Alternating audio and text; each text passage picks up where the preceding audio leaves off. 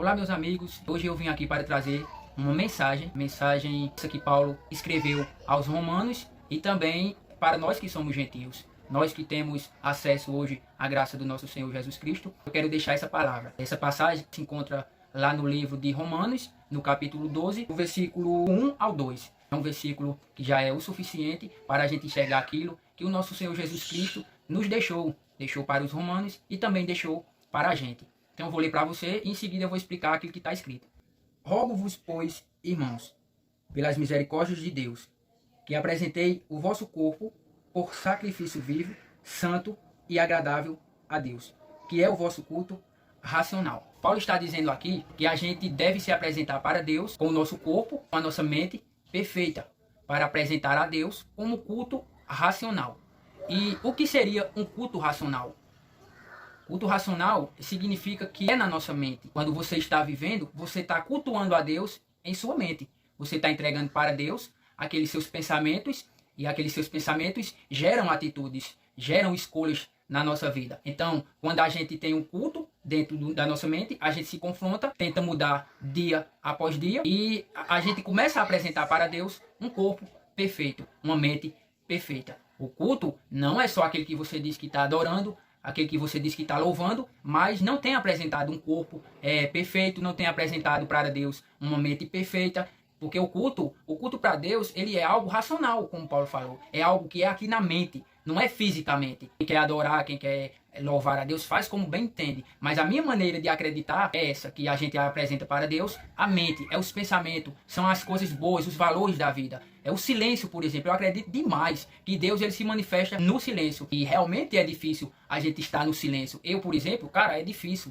É difícil eu me manter em silêncio. E eu sou um cara que fala muito. Eu sou um cara que quando eu começo a falar parece que não vai acabar nunca. Grita, faz tudo. Mas é porque muitas das vezes a gente faz conforme a gente quer. A gente não faz realmente conforme Deus quer também que a gente faça. Que é refletir, é estar em pensamento, os pensamentos elevados a Deus. Isso é difícil. É difícil, mas não é impossível. Quando a gente tem a fé, quando a gente tem a fé verdadeira, não aquela fé que você usa para alcançar benefícios próprios, aquela fé que você usa para conquistar o carro do ano, para conquistar a nova casa, para conquistar muito dinheiro e essas coisas. A fé, acredito eu, que quando Paulo fala na fé, que ele diz o seguinte: a fé é fato e convicção daquilo que não se vê, daquilo que se espera e daquilo que acredita. Paulo estava falando nesse momento da fé no Evangelho. Fé de acreditar que Deus, por mais que você não visse, por mais que Jesus Cristo não estava na sua frente, mas você acredita que Ele está com você. Você acredita que em meio às tribulações, Ele está no controle de tudo. Esta é a fé. A fé quando você se usa para conquistar benefícios próprios, isso não é fé de forma alguma. Isso aí pode ser muitas das vezes até ambição do nosso coração, da nossa mente. Quando a gente usa a fé para conquistar as coisas materiais, não é a fé verdadeira. Não é que a gente não pode ter um carro, que a gente não pode ter uma casa, que a gente não pode ter uma condição de vida melhor. Mas a verdadeira fé que nos traz, que nos fortalece e que nos deixa firme nas coisas do Criador, é a fé que acredita nele. Eu sempre falei que acreditar em Deus não é porque alguém disse, ou porque alguém quer, ou porque você tem que estar lá, porque tem que ter um status. Não, eu sempre acreditei que quando a gente acredita em Deus, é uma escolha. É uma escolha em meio a muitas tribulações, em meio a muitas dificuldades. Você realmente tem que querer. Eu quero acreditar que Deus existe. Porque tudo que gosta na vida, pessoal, aqui no mundo, aponta para um Deus que não existe. As igrejas são a maior farsa. Apresentam um Deus que barganha, apresenta um Deus que faz trocas, apresenta um Deus que você dá lá e recebe de Deus. Esse não é o Deus Criador. Esse não é o Deus Criador que espera da gente, que a gente possa entregar para Ele, que é o mais importante para Ele, o nosso culto racional. É o culto que acontece na mente. É o culto que acontece dentro da gente, no confronto interno. Essa é a maior oferta que a gente pode dar para Deus. Não é o dinheiro, não é as coisas que a gente tem. Isso aí nem existe, nem existe. A gente pode ajudar, pode dar uma oferta para ajudar, beleza.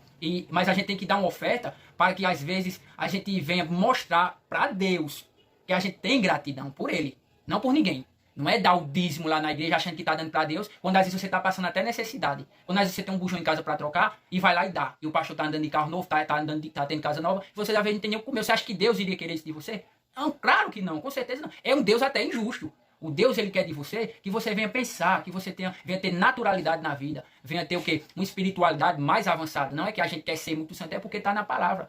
Ele diz que a gente tem que ter um culto racional. E para que a gente tem que ter esse culto racional? Eu vou ler o versículo 2 para você entender o porquê que a gente tem que ter esse culto em nossa mente. É o seguinte: e não vos conformeis com este século, mas transformai-vos pela renovação da vossa mente, para que experimenteis qual seja a boa, agradável e perfeita vontade de Deus. Que diz que Deus ele tem uma perfeita, uma perfeita vontade, uma vontade que é agradável de Deus para a minha vida. Mas para que eu tenha acesso a essa vontade, a essas coisas que Deus tem, que não é material, são coisas de dentro, interna. São, por exemplo, o caráter cristão, por exemplo, os frutos do Espírito Santo, por exemplo, a humildade do Espírito Santo. Mas para eu ter acesso a essas coisas, eu tenho que o quê? Não me conformar com este mundo. Não vos conformar, mas renovar a nossa mente. Não conformar com esse mundo não é dizer, não aceita. É você não querer na sua mente. É você, por exemplo, não vos conformar com tudo que é dito. Não vos conformar. Por exemplo, eu vou dar um exemplo aqui. Política. Você vai se conformar com o tipo de política? Você vai se conformar com o tipo de religião? Não. São sistemas. São sistemas do mundo. Eu não me conformo com isso.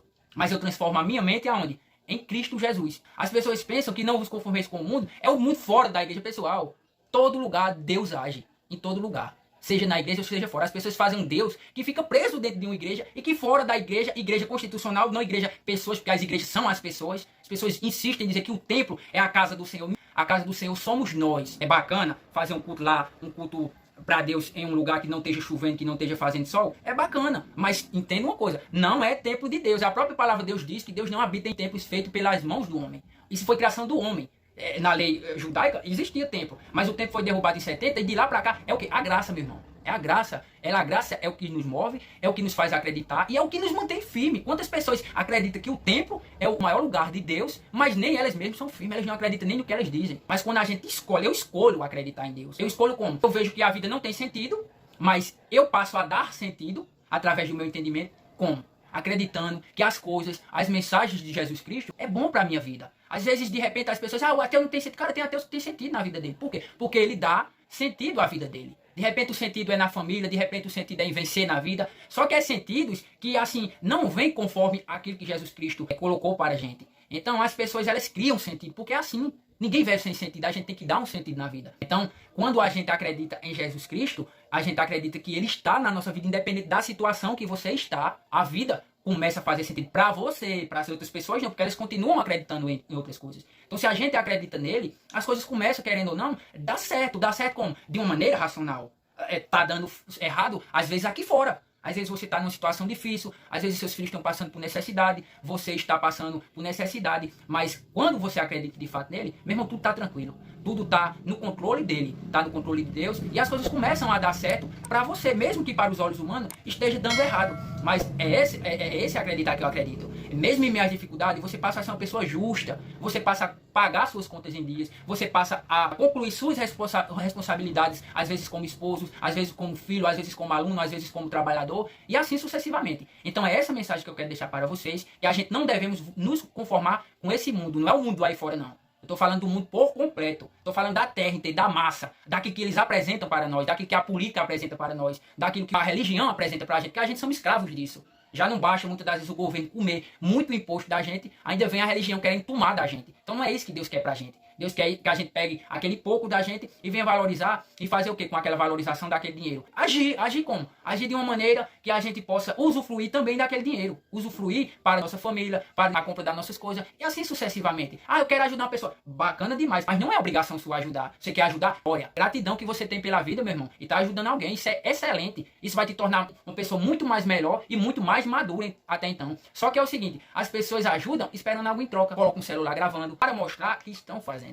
Onde Jesus diz que quando tua mão dá uma esmola, a esquerda não precisa saber, porque já recebeu essa recompensa no céu. Não existe maior graça que você ter a oportunidade de ajudar alguém. Mesmo você já está sendo abençoado ali. Ali já foi uma bênção. De você se desprender do seu ego, da pessoa egoísta que você é, que eu também sou, e passar agora a ser uma pessoa mais humilde. É isso que eu penso. Então devemos renovar a nossa mente para que as coisas do Criador, a vontade do Criador, ela venha permanecer em nossa vida.